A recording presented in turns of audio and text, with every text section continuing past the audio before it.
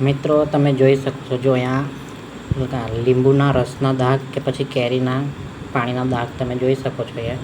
તો આ quota stone પર એને કાઢવા માટે આપણે વેસલીનનો ઉપયોગ કરવાનો છે.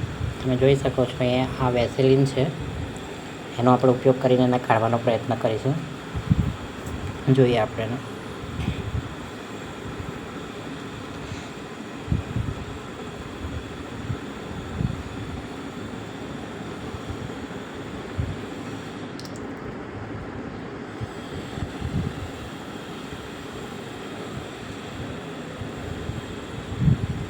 તો અહીં આપણે જોઈ શકીએ છીએ કે વેસલીનથી આપણે થોડું ઘસવામાં આવે ત્યારે એના દાગ જતા રહે છે.